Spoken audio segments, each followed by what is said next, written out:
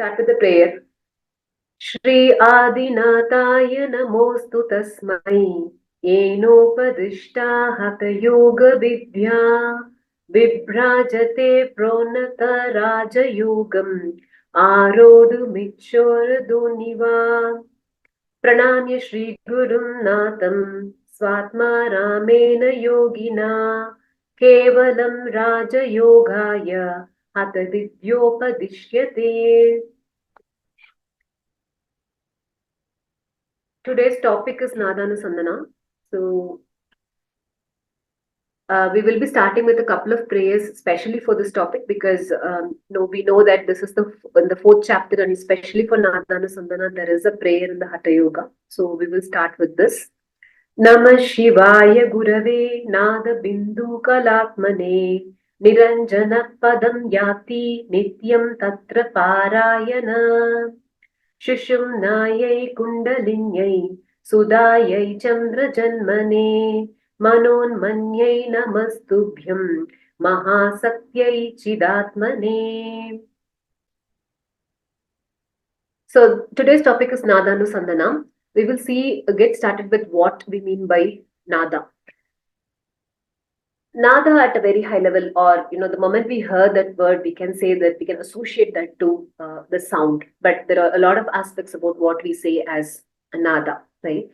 According to Gorakhnath, the easiest way to laya is through the absorption. Yeah, in nada, that's what it says. When we say absorption, it is samadhi that is mentioned here. So, what does this nada actually mean?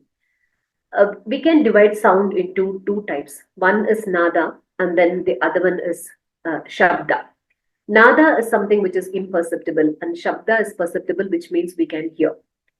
We would have studied, known already that sound ranges can be divided. Sound according to its wavelength can be divided, like infrasonic sound, the audible range, and the ultrasonic sound, right?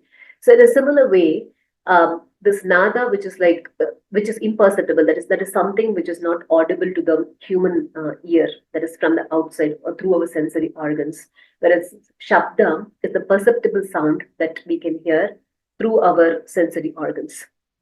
Yeah. Again, the classification can be done as para, which is the cosmic sound, and pinda, the is called as the pinda. So when the shabda is a language, we call it as the nama. Like I've just given some of the deity names, or it can be anything that you put some meaning to the word, and then you call it. It becomes a nama. Yeah.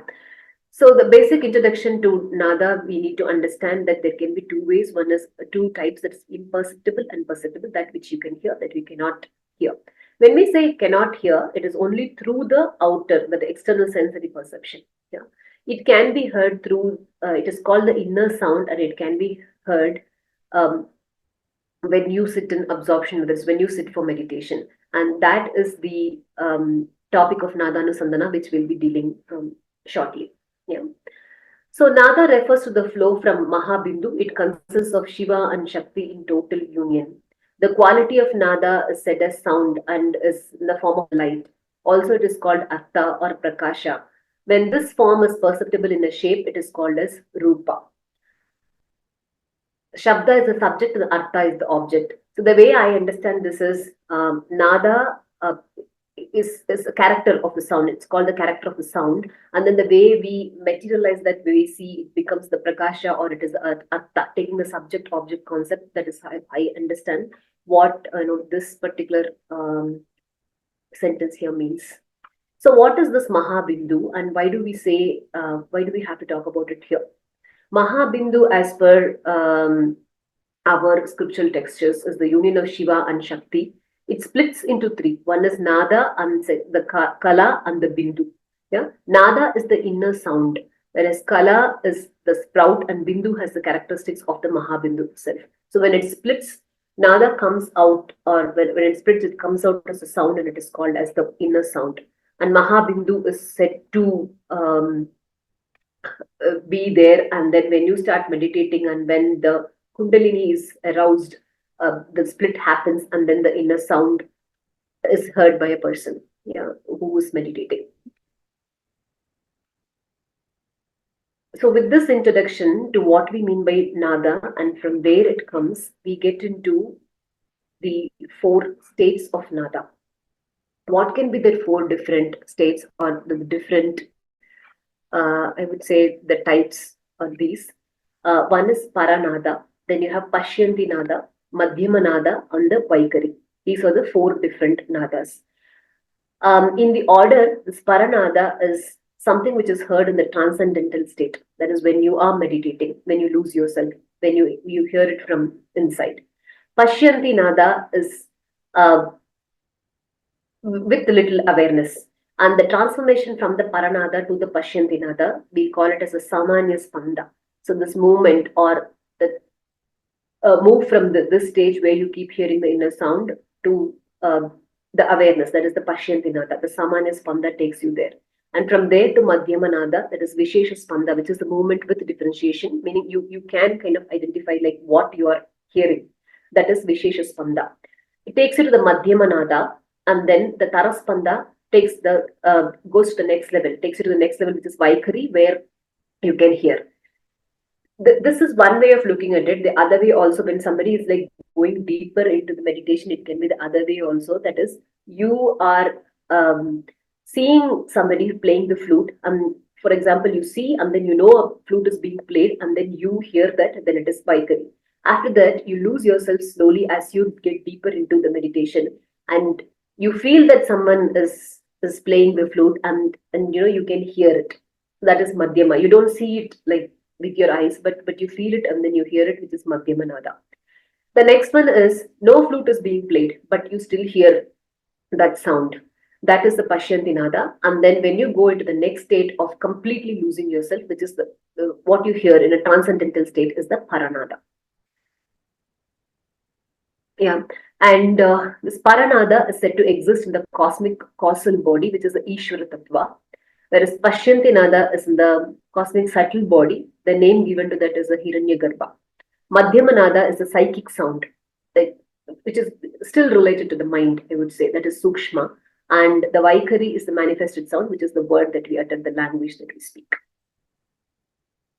And there is also one more association we see where the Vaikari, Madhyamanada, and Pashyantinada, these three, uh, sorry, yeah, the Paranada, Pashyantinada, and the Madhyamanada, these are these are the inner sound which occur like inside, whereas the Vaikari sound, it is the outer spoken nada, which is the manifested sound.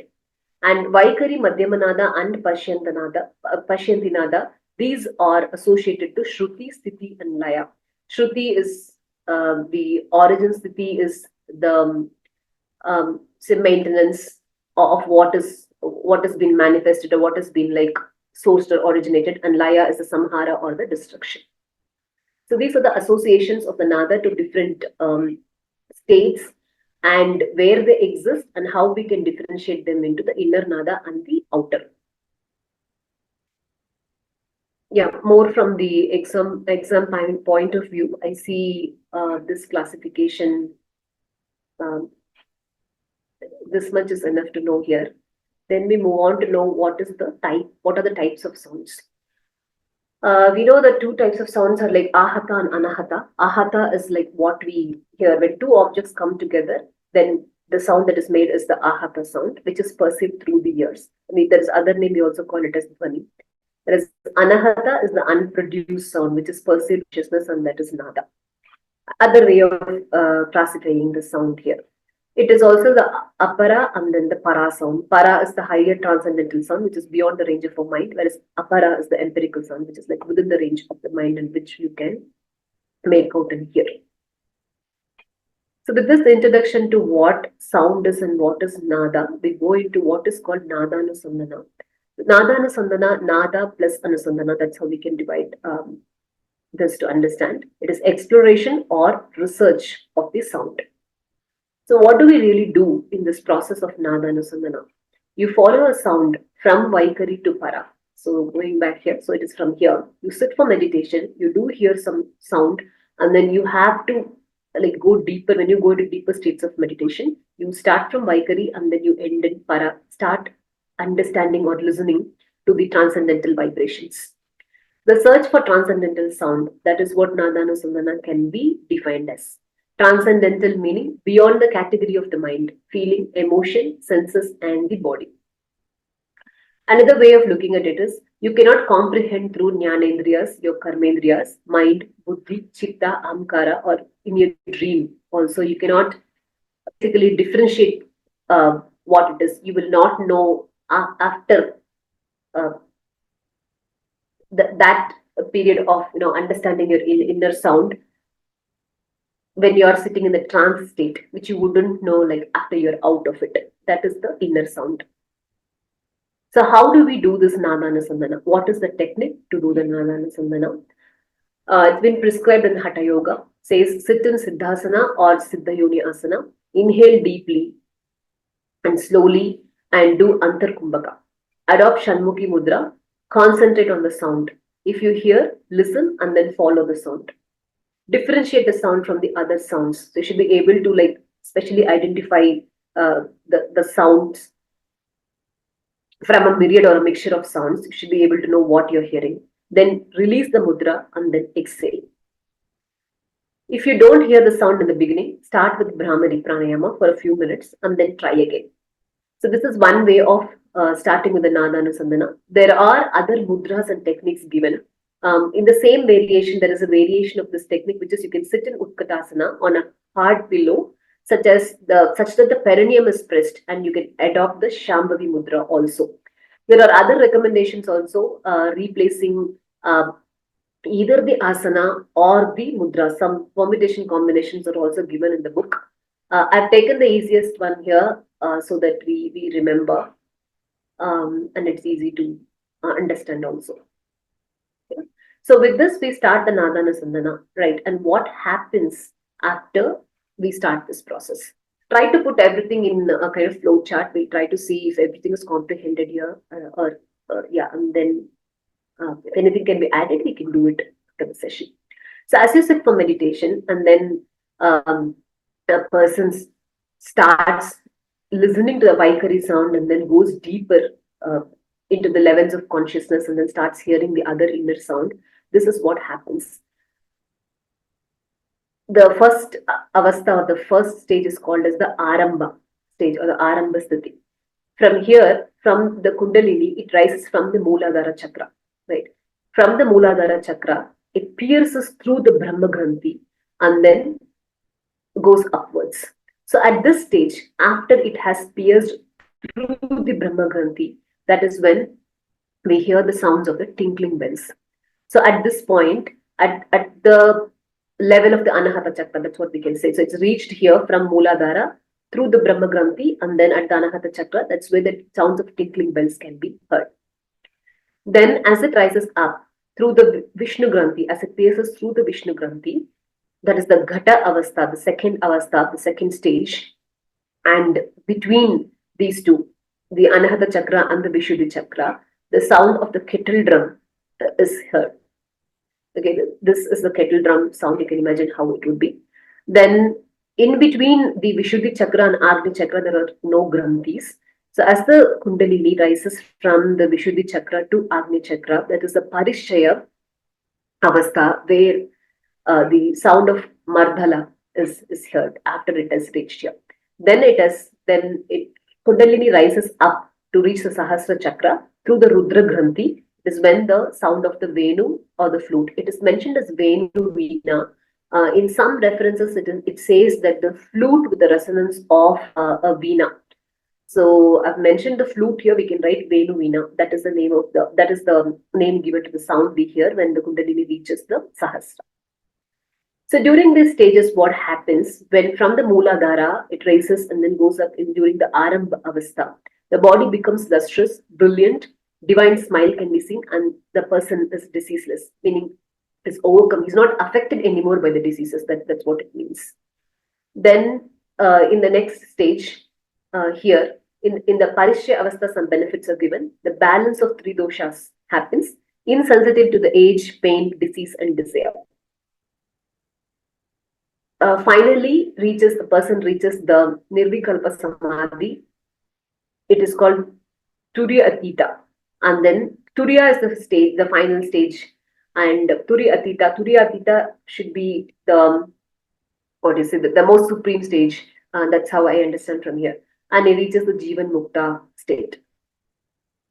So this is like in a pictorial form, try to give how the Kundalini rises and which granthis are pierced and what are the benefits and the names of the stages mentioned here. Right? Also in Hatha Yoga, there are some mentions about other sounds apart from these four mainly that we talk about. It is mentioned that in three stages, no specific places are mentioned in the book, but it says the sound of ocean, cloud, kettle drum is the initial stage. And during the middle stages, it is said that we hear the sound of the conch, bell, and the horn. And in the final stage, the flute, veena, and the buzzing sound of the bees. So this is also mentioned in some of the sutras after under the Anusandhana topic. So this is like a miscellaneous detail, good to know. So mentioned here. Otherwise, this picture gives the stages or the avastha involved in the Anusandhana and the benefits. Okay, so more in detail about what actually a person can achieve when he does Anusandhana, the outcomes. This is more from the SLM that's been shared with us by Professor Jayaraman. So I've taken it from there, so it's easy also to associate to what we heard in the class. So number one is when the person is involved in this, he does Nada Yoga or this Laya Yoga. So in this slide, we're talking about the outcomes of the Anusandhana. This is mostly from what has been shared with us by Professor Jayaraman. So I thought to keep to the exam point of view, I have kept the same things here for us to easy to associate. Yeah. The first picture here says a bee over the flowers. So in this sutra, it is told that when you get deeper, when you do Anusandhana, achieve your absorption through the Laya Yoga, the Anusandhana, the mind becomes one-pointed. The honeybee is not concerned about what is the fragrance in the flower or the color of the flower. It's only looking for the nectar in the different flowers. Right? In the same way, mind gets one-pointed and it doesn't look at the varieties or the differences that are thrown to it. So that is the first picture about it. The second one is the mind, which is always like a kind of mighty elephant. It gets controlled with a small stick, the board which is used to control the elephant. So it becomes like that. It becomes more controllable um, by the person who is like involved in this action. In a similar way, the mind becomes like a wingless bird. If you see the wings are cut off from this bird, it becomes like a wingless bird. It doesn't like move around or wander around. It is like more stable. That is the point being made here. And this is also kind of similar, saying that it is like a deer which is imprisoned in the net, which means again there is no wandering about. It is like controlled and restricted and constricted. So that's the fourth one. You become like a hunter who is conquering the deer. That is your mind. That is what you would achieve when you do the Anusandhana. And it is like bolting a wild horse to the carriage. It is similar to that when you involve in this process. And this, yeah, no need to explain. Mind becomes like a snake which listens to your music. It acts according to what you say. That is one of the outcomes. The final outcome is when you burn a wood, the fire and the wood, they extinguish together, meaning the fire is there until the wood is there. Right? In the same way, you will reach the final stage that your consciousness is there. That is, you're together in the process when you reach the final stage of absorption. So these are the different outcomes covered in the verses 67 to 102. Yeah, and again, some more verses are also given here. So all these practices lead to Jivan Mukti. You're dead to all the distractions and neither asleep nor awake, neither remembering or forgetting. Completely you're in the present. So that is also added from verse number 103 to 114.